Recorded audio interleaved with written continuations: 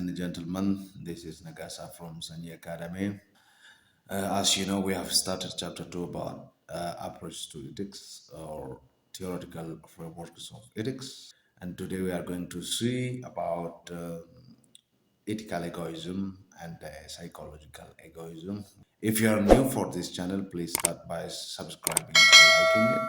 And if you are already member to Sanyii Academy, please start watching this video by liking, commenting, and then sharing to help your friends access this lesson and enjoy the good part of it. You can also follow this academy through social media links, Facebook, YouTube, Telegram, LinkedIn, Twitter, and WhatsApp. These are social media links that you can use to access Sanyii Academy and enjoy the best videos that are uploaded to this YouTube channel. Having said this, directly, I just proceed to today's lesson, which is about egoism, ethical and psychological egoism. These are basically the theoretical frameworks that we categorize under teleological ethics, which is one of the normative ethical theory that sets its objectives based on the output that the action produces and the consequence, the end justify the means principle is applied. Of different theories that we are about to look and under this teleological ethics today, we are going to talk about two main theoretical frameworks. These are ethical egoism and psychological egoism.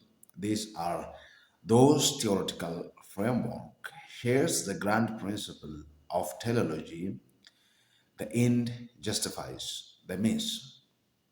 To get the better out of it, now let us start to talk about these theories and see what positions do they have, what argument they for what to support their argument, their premises. So let us see what ethical egoism is. Basically, egoism is looking after yourself or focusing on yourself. It is one of the philosophical theory that says ego is one's own interest or feeling or want, and ism is a theoretical framework that focuses on one's own satisfaction. We usually assume that moral behavior or being ethical has to do with not being concerned with oneself.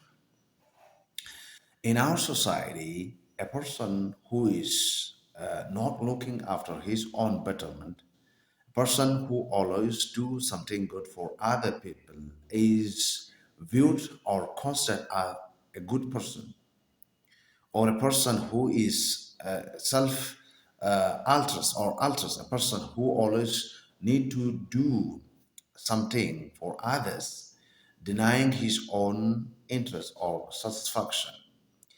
So this has brought the idea that selfishness is assumed to be an acceptable attitude.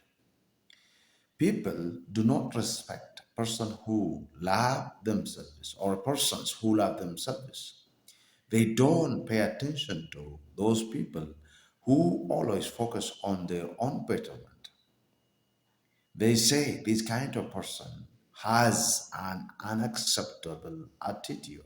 So they don't respect, they don't give a place, and then a person is sometimes segregated, and some sort of leveling is attached to this kind of person. So selfishness is unacceptable in the society. There is also another argument that I want to tell you here, something I need to teach. If a person always want to do something good and does not have happiness without doing them, this by itself is selfishness. If a person is always wanting to help others, the needy people, and enjoy himself by doing that, is still that person is a selfish person because the main focus of that person is attaining or gaining satisfaction by helping others.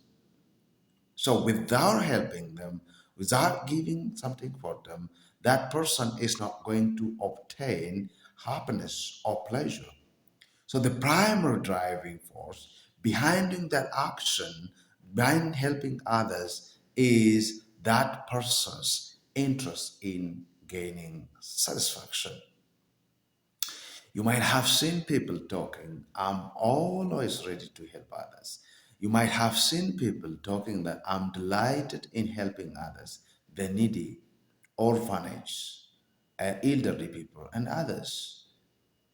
This by itself is stemmed from the prospect of self satisfaction or self love. Even among scholars, there is a disagreement about what constitutes ethical behavior regarding this. There is a debate that is emerged among scholars studying about egoism. There are people who say a person has to do something good for other people. That is what God requires. Religious people mostly do this. There are some other people who have social position and attain some sort of prestige because of doing something good. That is also another point that is subject to disagreement among scholars. In Western intellectual history, the viewpoint that humans are not built to look out for other people's interests has surfaced regularly, especially after 16th century. There was individual philosophy that has grown up to present in the Western philosophical history.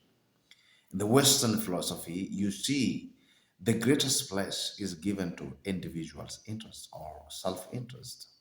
This has entertained and nurtured the concept that we don't have responsibility. We are not just created to look after other people's interests, though we have to focus on our interests. That means you don't have to care about society, about group interests, as far as your interest is the major point that you have to focus. They say this is a point. That is why we see individuals are running after their own interests in the Western world. That is why we see people are always hijacked by their own private interests than looking after social interests. You see people drinking too much. You see people eating too much. You see people doing something interesting in them without just taking into account the social fabric or culture, custom of the people.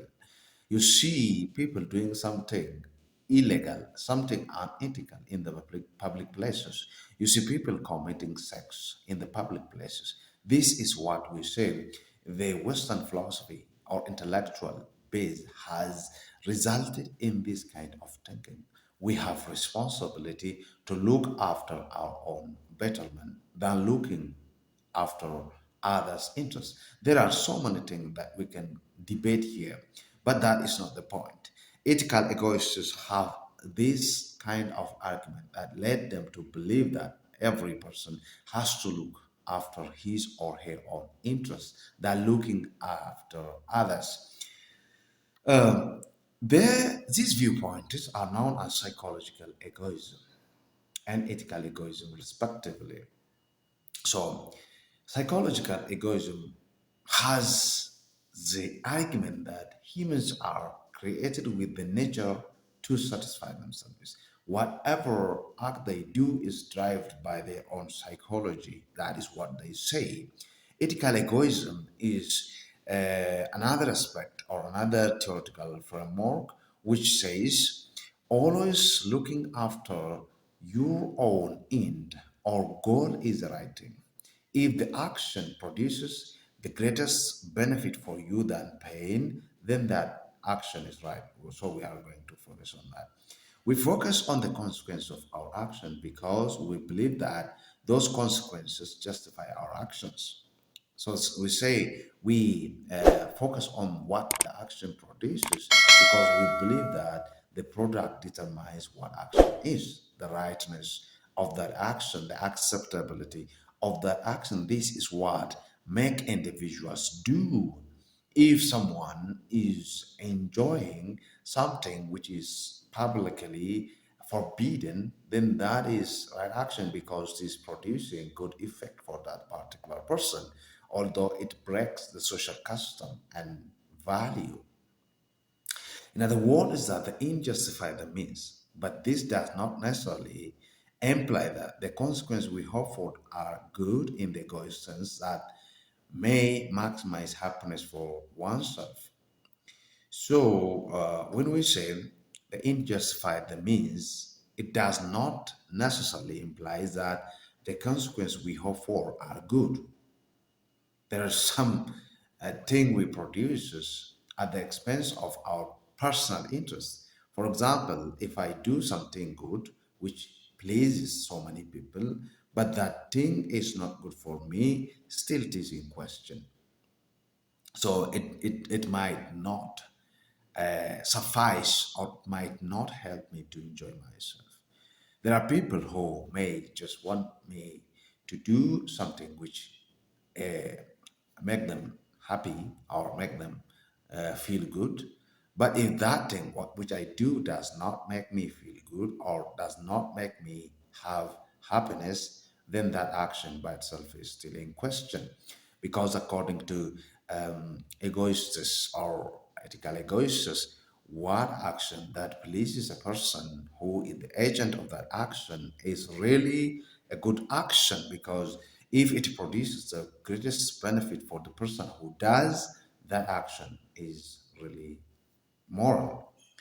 Niccolo Machiavelli is another egoist or a person who just purport this kind of theoretical argument, argued that if the end is to maintain political power for oneself, one's king or one's political party, then this will justify enemies that one might use for that purpose, such as for surveillance or even deceit. You have to use whatever it costs if that action is going to produce the best for you.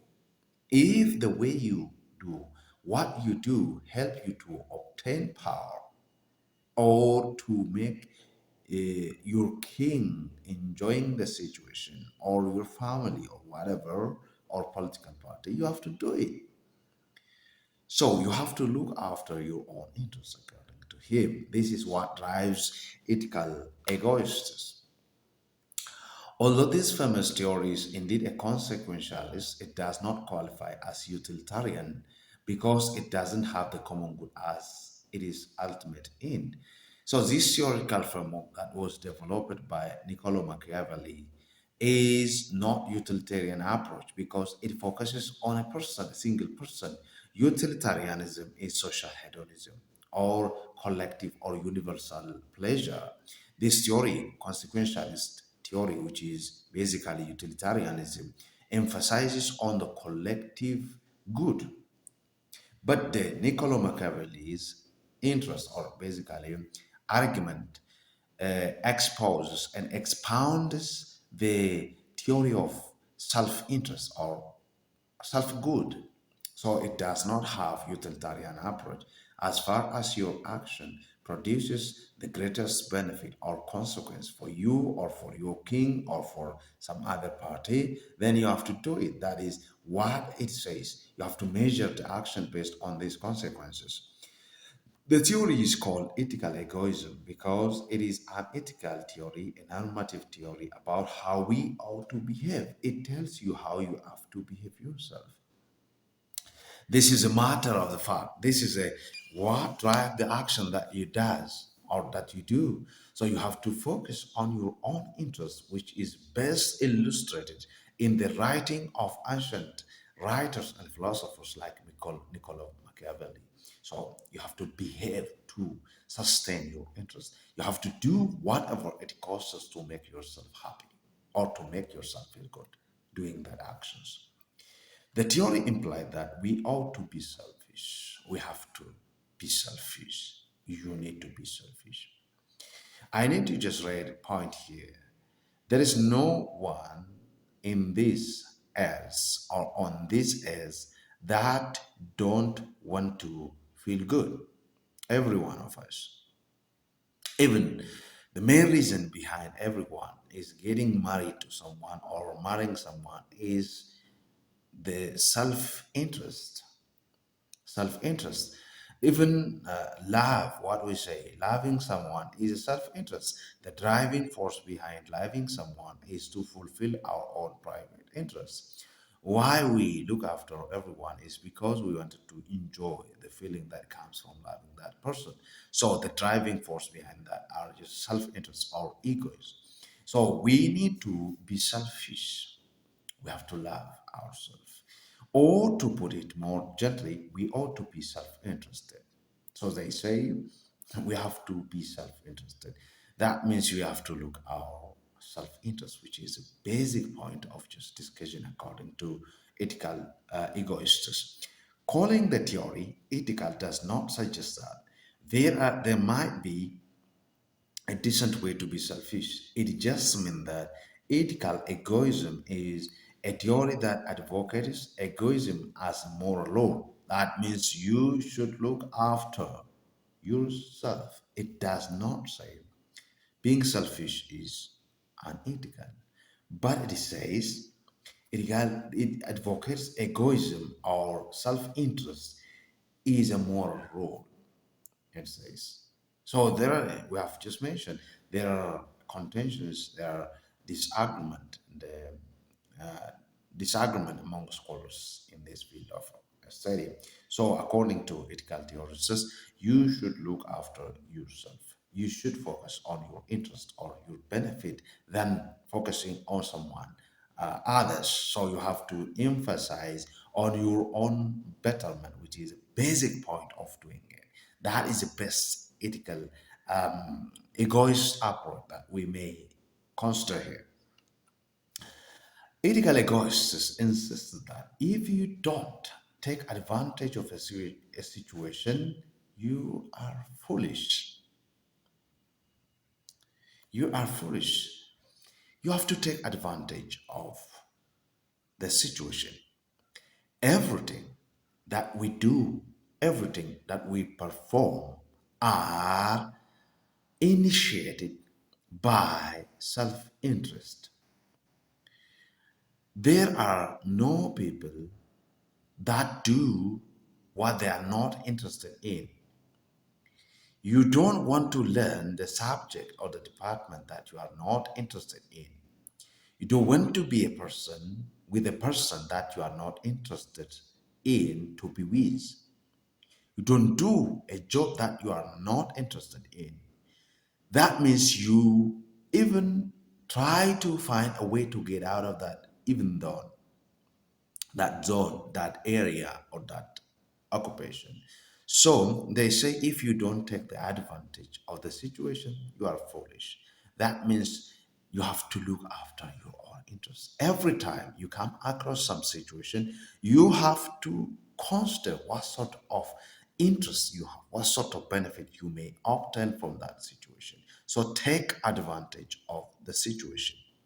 Even if it does harm other people, you have to look after your own interests. We see this in reality, although society has developed an instrument to object this kind of self interest. They claim that it makes good sense to look after yourself, and morality the result of the self interest. What best interests you is a moral action, according to them. So we have to emphasize to look after ourselves or yourself.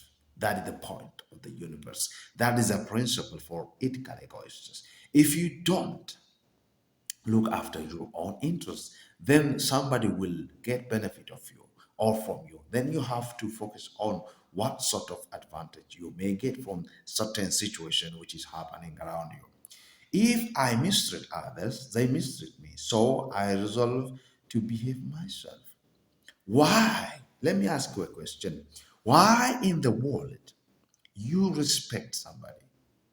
Why in the world you obey the law?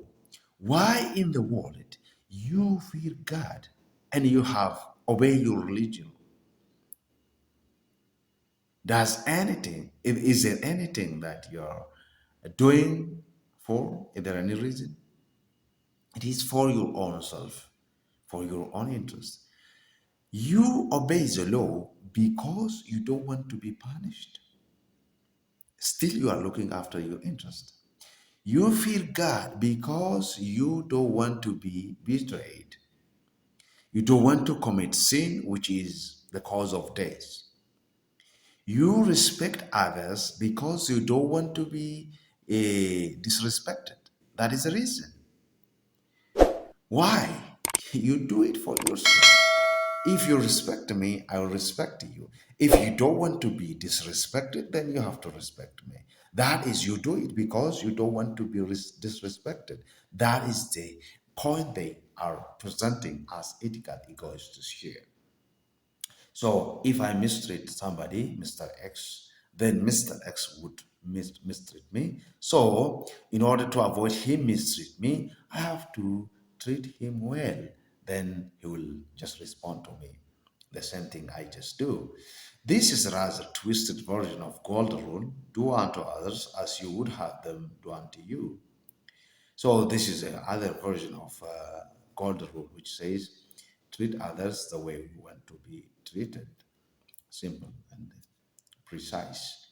Do not treat other people the way you don't want to be treated. Do not disrespect them because you don't want to be disrespected. So if you don't want them disrespect you, then you have to respect them. That is a principle that we may find here in this ethical egoism. So we do everything for the sake of our self-interest, they say. The reason we should treat others the way we would like to be treated is that it gives us a good chance of receiving just such treatment. Yeah, this is the truth according to this. I treat you well because I need you to treat me well. That is the reason. So everything I do, everything you do is driven by the self-interest. They said, we do it for ourselves, not for others. I respect you for myself. I respect you for myself, not for you. You respect me for yourself, not for me. You respect the law for yourself, not for the government. Or the government give you what you want, not for you, just for itself to sustain. So everything is initiated by some sort of just self-interest, they say. One argument for ethical egoism follows immediately from the theory of psychological egoism. That means if I am psychologically programmed to act only in my own best interests, then I can never be obligated to perform altruistic, that is selfless, acts towards others.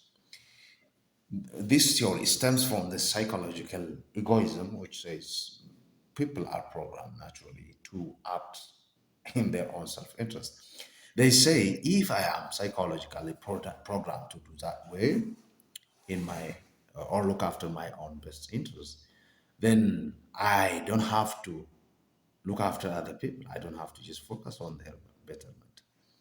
So the primary cause for doing that thing is self-interest, it says. So being selfless or altruist is something alien or something foreign to ethical egoists. They don't want to be selfless. They don't want to be altruist because it's a kind of throwing yourself into the fire for them. It's a kind of just letting yourself die in some desert where there is no water and food. So you don't have to be selfless. Always you have to focus on what is better for you.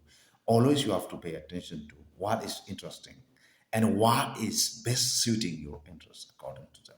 This is what they argue for. More formally, they do have some sort of argument they have lined to convince their audiences. More formally, the argument is this: we all always seek to maximize our own self interest. This is the psychological egoism definition. We always want to be happy. I am sure there is no person in this world who want to be disappointed. There is no one who want to be discomforted. Everyone is doing the best of his effort to find peace, happiness. We find happiness, we try to find, or we are working for happiness in politics, in economy, in every place. That is why we always do everything just to get happy or feel good. So we are naturally programmed to maximize our own self interests. If we were already programmed to be altruists, there would not have been a anger. There would not have been anger, dissatisfaction, conflict, disagreement, discomfort. So we are always looking after our own interest, that is happiness or pleasure. The second argument, if one cannot do an act, one has no obligation to do the act, that act. If we don't have, or if we cannot do an act, then we don't have to have obligation to do that act because we cannot. This implies a can, here, out. That means obligation. It's just to just indicate. Altruistic act involves putting other people's interests ahead of our own. Altruism or selflessness is focusing on the interests of other people, doing everything for their own interest by letting yourself or letting your own interests aside, or not focusing on your interests and doing everything for the sake of other people or to enjoy, make them enjoy and benefit from your own actions. So, this is what we define. But altruism contradicts psychological egoism, and so is impossible by premises 1 and C. Because if we are programmed naturally to be self interested and maximize our self-interest, because this contradicts with the third principle, which is altruistic act involves putting other people's interests ahead of our own. So these completely contradict with argument number one, premises number one. Therefore, altruistic acts are never morally obligatory by premises 24. If we are naturally created or just programmed to maximize our own self-interest and we cannot do the act we have no obligation to do, therefore it contradicts with psychological egoism. Therefore, it is not obligatory for everyone to be altruist or selfless. So this is an argument that is developed by ethical egoists to defend their position. The golden rule usually emphasizes others, but for the ethical egoist, it emphasizes self. The point, the argument, or the subject of golden rule is focusing on others. But the focus of ethical egoism is emphasizing on the self. In the scripture, especially the Bible, it says, do unto others as you want them to do you.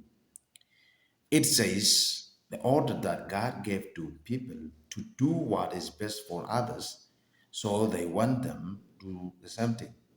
So this there is a response we are expecting. The main initiation behind doing that action is our own goal, interest, than the interest of other people. Any theory that looks solely to the consequence of action is known as consequentialist theory. We have just seen. The consequences that ethical egoism stipulates are good consequence for the person taking the action. The primary focus of this ethical egoism is the self, the person who does that action. So this is why ethical egoists are always focusing on the betterment of the agent in the point or the focus of this theory. Saying that people ought to look after themselves does not mean that one should annoy others whenever possible, step on their toes, or deliberately neglect their interests. The rationale behind this argument or ethical egoism is not to say People should affect other people's or disappoint other people's when they are doing the best to fulfill their interest.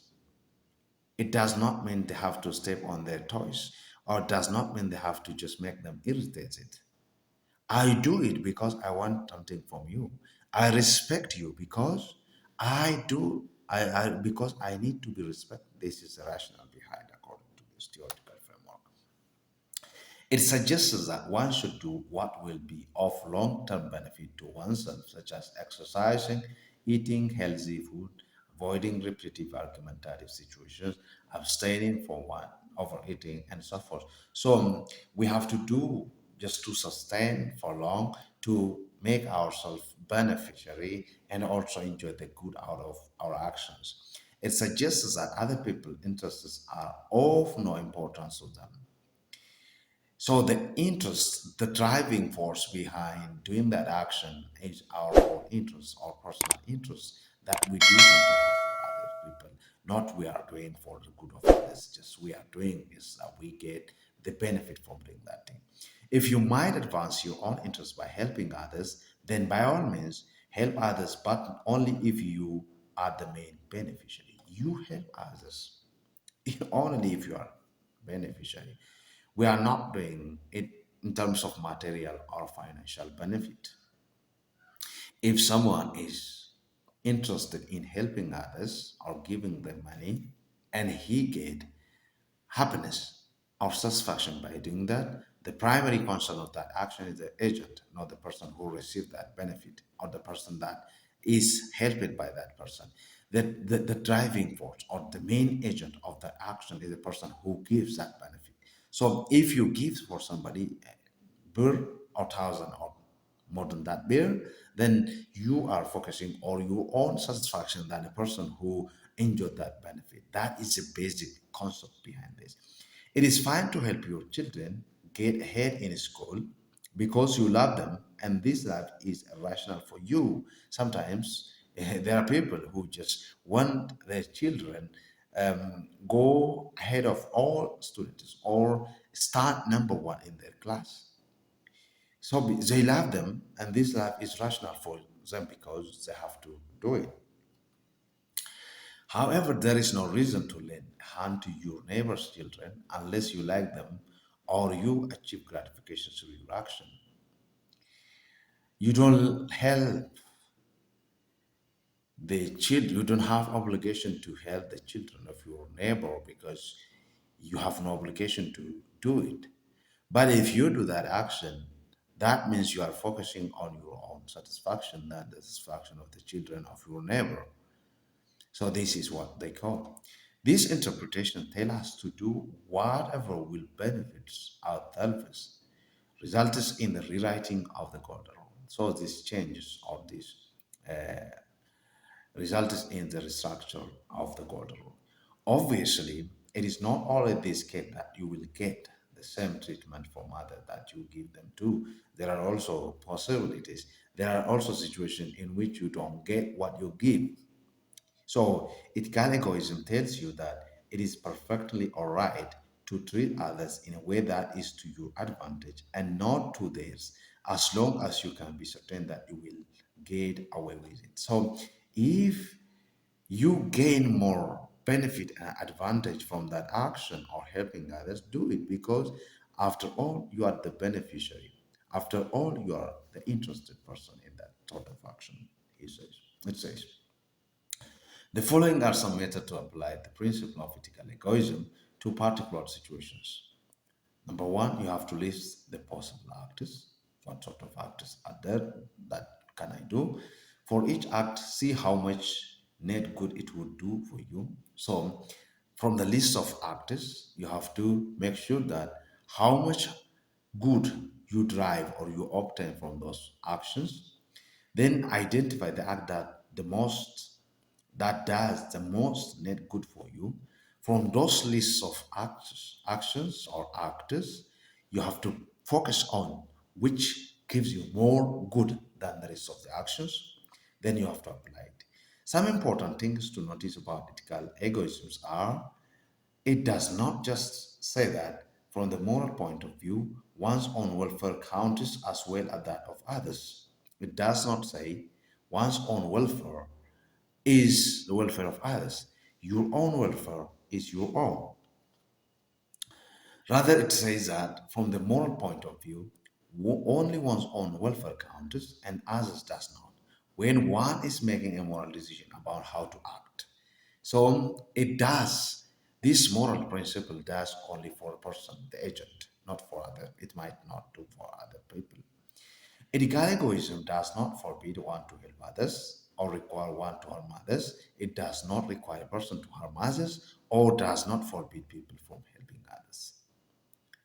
But that person says you have to do as far as that helping produces the greatest good for you, not for the people who you are helping. Ethical egoism does not say that one ought to always to do what is most pleasurable or enjoyable.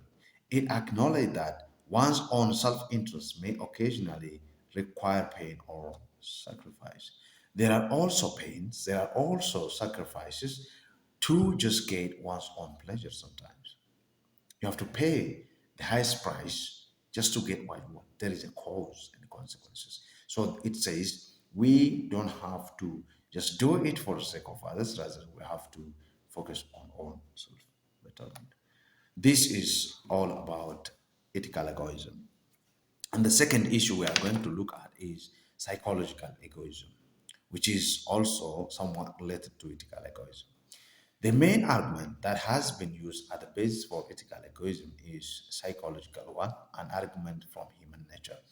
Ethical egoism by itself is stemmed from the psychological egoism, which says human nature is the main important thing to take into account while looking after one's own interest. Because everyone in this world is trying to maximize his or her own betterment. That is why we see a woman go to a man just to satisfy herself sexually, or a man go to a woman just to get satisfaction sexually. This is the real truth. If it was only for the good of other people, they wouldn't have done it. So we always seek one's own advantage or welfare. That is what this ethical egoism says. A person always does what he thinks will give him the greatest balance of good over evil. We calculate it even when doing business or when doing some sort of action. We calculate the cost and the benefit of the action. So when a person does something, he thinks what will give him the greatest balance of good over evil or bad. Butler term this as self-love, the only basic principle in human nature. He is one of the advocate of this theory, and he says looking after oneself or one's own interest is self-love. It stems from loving yourself. In the contemporary terms, it means ego satisfaction. That means the final aim of all activity, which is the basic or drive in every individual. So, what drives a man to do some sort of action is ego satisfaction. We do things just to satisfy our ego, our self, our interest. That is the driving cause behind action that a person does according to this theory. The argument continues. We must recognize this fact in our moral theory, in fact, that our basic ethical principles must be that of self love. The ethical principle that we have to follow, according to this argument, is from self love principle. Why would you always want to wear a good clothes? Why you want to be look good or beautiful or handsome? Is it for the sake of other people or for the sake of your own interest? People dress good clothes, eat good food, or make makeups or some sort of actions. Just say want to be appreciated by other people, not but for other people. So they do it for the sake of their self love. Psychological egoism says each of us is always seeking our own greatest good whether this is conceived of as a pleasure, happiness, knowledge, power, self realization, or a mixed life. So, psychological egoism says we are, every one of us, always seek our own greatest good. I hope there is no one who had happiness. There is no one who had knowledge. There is no one who had wealth or money. We do it because we love ourselves. The question is not whether egoism is strong in human nature, but whether we ever have any concern or desire for the welfare of others, except as a means to our own. The question is not that we have a concern or desire for the welfare of others, except it serves us to enjoy our satisfaction. We do it if it does satisfy us, otherwise, we don't do it. This is what they say. In dealing with this ethical theory, there are some tips that we have to emphasize that the desire for one's own good presupposes or builds up on the existence of more basic desires for food, fame, sex, etc. Uh, the desire for one's own good is built on or steps on or found on the existence of basic desires for food, same sex. So these are the foundations. We focus on this. If we are satisfied with our basic desires, then we look for more luxury ones. If we did not have any of these, that means primary appetites, food, sex, and others, or shelter, clothes, we would not have any good to be concerned about. Our welfare consists of the satisfaction of such desires. So if we are filled and satisfied with basic or primary appetites, then we go for the next. It followed that the object of these basic desires is not one's own welfare. It is food, fame, sex, or etc. As the case may be. So it depends on the object of these persons who follow that. A person who has a desire to eat food does not have the desire for car or house. So the desire is depending on the object of the basic desires. One's own good is not the object of all other one desires, but only one of them, self-love. So whatever we do, sex, fame, food, whatever we do are for the sake of self-love. We do them for the sake of our self-love. Because we love ourselves, then we eat. We love ourselves, then we do something. We love ourselves, then we seek knowledge or power. These are done just to get self-love into action. In some cases, the objective of basic desires is something for oneself. For example, food or the eating of food are for oneself.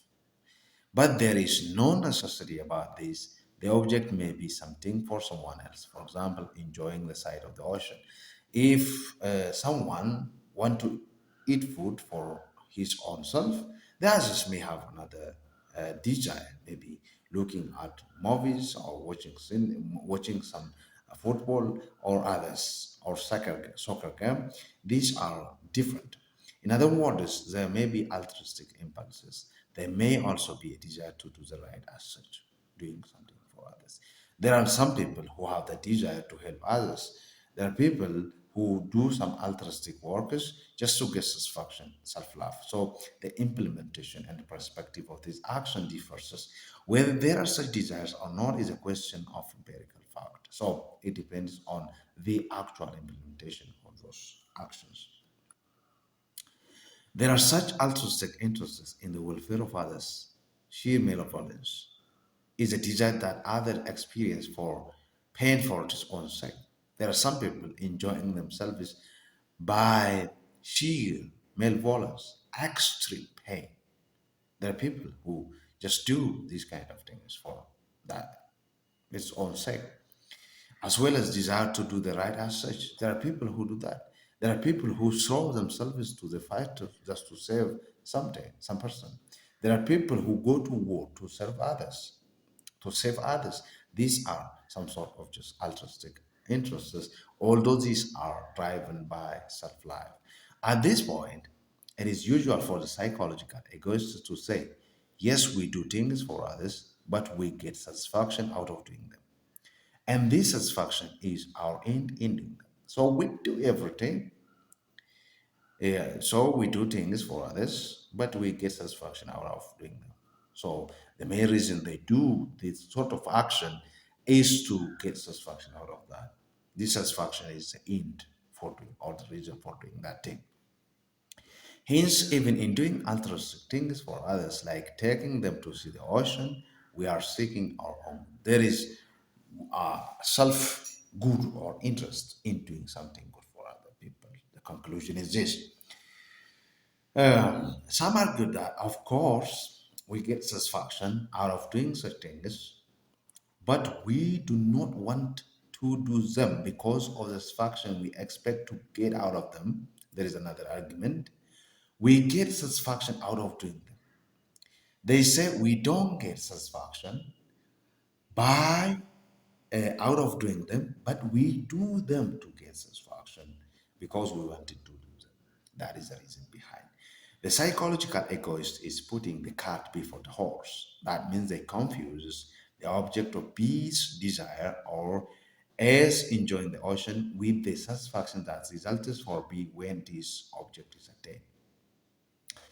B may have the desire to help A enjoy the view of the ocean because B would not get that satisfaction if A is not assisted by him to see the ocean.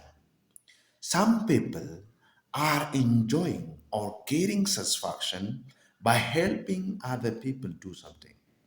That means if the person is not willing to do that action, their desire may not produce the object or their desire.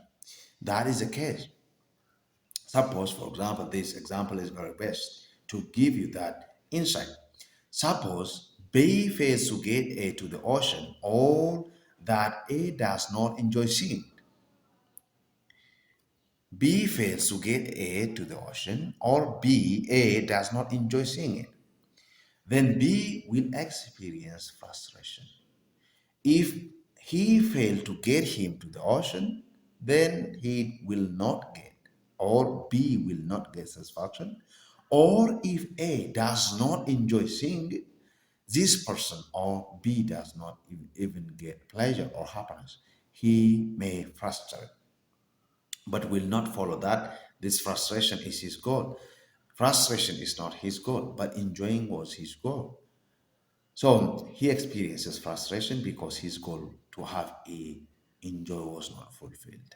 This is the case. Generally, egoistic and particularistic consequentialism only takes into consideration how the consequence of an act will affect oneself or the given group. So it focuses on the action of a person, how it affects the interest of the group or person. Moral rightness, therefore, depends on the consequence of an individual agent or limited group.